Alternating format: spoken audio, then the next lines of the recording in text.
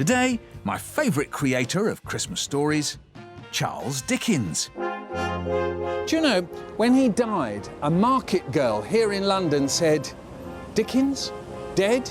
Then will Father Christmas die too?"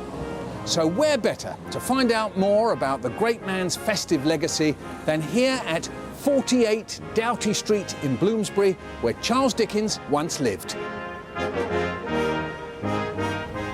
It was 1837. Charles Dickens was 25 when he moved in here with his wife and baby son, a rising literary star in a newly built house, now a museum. And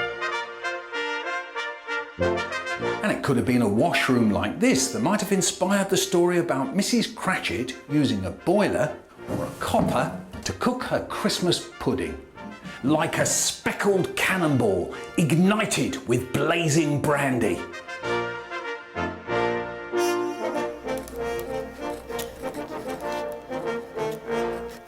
Well, Dickens was certainly prolific while he lived here. He completed Oliver Twist.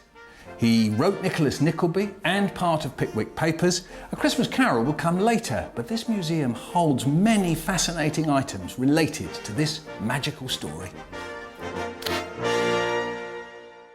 I picked a few little treasures we've got today. Here is a copy of Christmas Carol that actually belonged to Dickens's father. In fact, you can see Dickens's father's signature there, John Dickens, at the top. Quite a nice little item because, as you can see, it's all blue and red.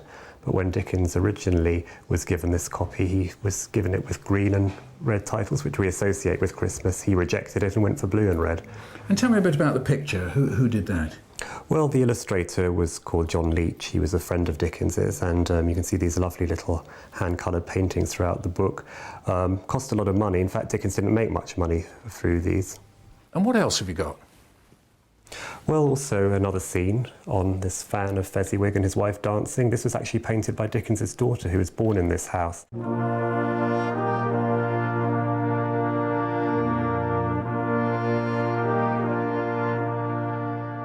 I think that the Christmas Carol story has a lot of elements that we associate now with Christmas, and Dickens sort of reinvented the feeling of Christmas. During the period, the first Christmas card was sent as well, so a lot of the customs that we have now starting with this little tale.